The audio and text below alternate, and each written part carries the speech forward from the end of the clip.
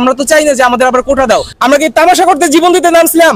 চিকিৎসা দেওয়া অনেক দূরের কথা, 11টা মাস ধরে সেই বিছনায় কাতরাইছে, তার রিক্সা ভ্যান সবকিছু বিক্রি করে তবুও তার সন্তানটাকে বাঁচাতে পারে নাই, মাথায় গুলি নিয়েই মারা গেছে। স্বাস্থ্য মন্ত্রণালয়ের কেউ কেউ মেউ মেউ শুরু হয়ে যায়, যার হাতে আমার এই ভাইয়েরা নিরাপদ না, তার হাতে কিভাবে ধরতে পারে আমার দেশের জনগণ নিরাপদ থাকতে পারে? যদি সরকারের কাছে পর্যাপ্ত অর্থ নাই থেকে থাকে, তাহলে আওয়ামী লীগের যে এত পরিমাণ সন্ত্রাস, খুনেরা, লুটেরা, তাদের যে কোনো একজনের সম্পত্তি বাজেয়াপ্ত করেন, একজনের সম্পত্তি বাজেয়াপ্ত করলে তো প্রত্যেকটা আহত তার চিকিৎসা, প্রত্যেকটা আহতের চিকিৎসা, সর্বোচ্চ চিকিৎসা নিশ্চিত করে অতিরিক্ত অর্থ প্রচুর পরিমাণে রয়েও যায়। আমরা তো অগ্রাধিকার চাই না, আমরা তো চাই না যে আমাদের আবার কোটা দাও। আমরা চাইছি যে সুস্থভাবে স্বাভাবিকভাবে তার জীবনে বাঁচতে পারবো না, অন্তত চেষ্টাটুকু করা হোক। কিন্তু সেটা না করে যখনই আহতদের প্রশ্ন আসে তখনই যে একটা মূলা ঝুলানো দেওয়া হয় যে তোমাদের অগ্রাধিকার দেওয়া হবে, তোমাদের জন্য ফ্ল্যাট দেওয়া হবে, তোমাদের 10,000 টাকা দেওয়া হবে, 1 লাখ টাকা দেওয়া হবে। এগুলো কোন ধরনের তামাশা? আমরা কি তামাশা করতে জীবন দিতে নামছিলাম? আমরা শাহাদাতের জন্য নামছিলাম, আমরা কোনো অগ্রাধিকারের জন্য না। আপনারা চিকিৎসা নিশ্চিত না করে এইসব করে বেড়াচ্ছেন। তারপরে যে আবার এইখানে কিন্তু আছে, হয়তোবা এই জন্য নাও করতে পারেন, কারণ তুহিন ফারাবি ভাই আছেন, তারপরে মোজাম্মেল ভাই আছেন, যারা শত কোটি টাকার মালিক হয়ে গেছেন, এবং স্বাস্থ্য ম্যাডামের পিও কিন্তু তুহিন ফারাবি, তিনি কিন্তু শত কোটি টাকা ইতিমধ্যে লোপাট করেছেন। তো এই জন্য কি ম্যাডাম সার্কার করতেছে যে আওয়ামী লীগের সন্ত্রাসীদের ব্যাপারে হাত দেওয়া যাবে না, তাদের অর্থ বাজেয়াপ্ত করা যাবে না, যাতে তাহলে তো এদের ইনকামের সোর্সটা অনেকাংশে বন্ধ হয়ে যাবে।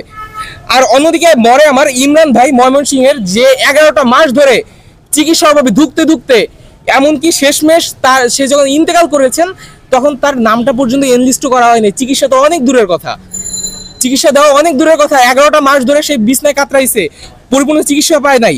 তারপর বরিশালের খলিলুর ভাই যে কাজীপাড়ায় গুলিবিদ্ধ হন, তার পরিবার যখন দাবি করে যে আমার সন্তান বা আমার স্বামী, তার পরিবারের সদস্য যখন দাবি করে যে এদের চিকিৎসা নিশ্চিত করা, চিকিৎসার অভাবে মারা হয়েছে, তখন যা স্বাস্থ্য মন্ত্রণালয়ের কেউ কেউ মেউ মেউ শুরু হয়ে যায় যে না আমরা তো করছি, আমরা যেভাবে পারি ওই পরিবারকে সাপ্রেস করি।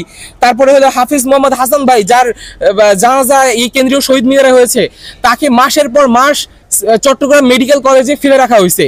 শেষমেশ একদম যখন মৃত্যুর দ্বার প্রান্তে, তখন তাকে সিএমএইচে আনা হয়, সিএমএইচে 1 সপ্তাহ মতো রাখা হয় এবং সাথে সাথে দ্রুত থাইল্যান্ডে পাঠানো হয়। কেন? কারণ তখন আহতরা চিকিৎসার রাস্তায় নামতেছে, তখন তো কিছু বলে তো একটা সাপ্রেস তো করতে হবে যে পাঠানো হচ্ছে। তারপর থাইল্যান্ডে যে সে চিকিৎসাটা পর্যন্ত গ্রহণ করতে পারে নাই, তার এতটাই করুণ অবস্থা ছিল, সে ওখানে আইসিইউতে ছিলেন, তারপরে ইন্তেকাল করেন, তার প্রপার কোনো ট্রিটমেন্ট হয় নাই। এবং আপনারা সবাই অবগত আছেন যে পটুয়াখালীর বাউফলের আশিকুর রহমান হৃদয়, যার বাবা তার রিক্সা ভ্যান সবকিছু বিক্রি করে তবুও তার সন্তানটাকে বাঁচাতে পারে নাই, মাথায় গুলি নিয়েই মারা গেছে ছেলেটা। এই যদি হয় দেশের স্বাস্থ্য ব্যবস্থার অবস্থা, যার হাতে আমার এই ভাইয়েরা নিরাপদ না, তার হাতে কিভাবে ধরতে পারে আমার দেশের জনগণ নিরাপদ থাকতে পারে?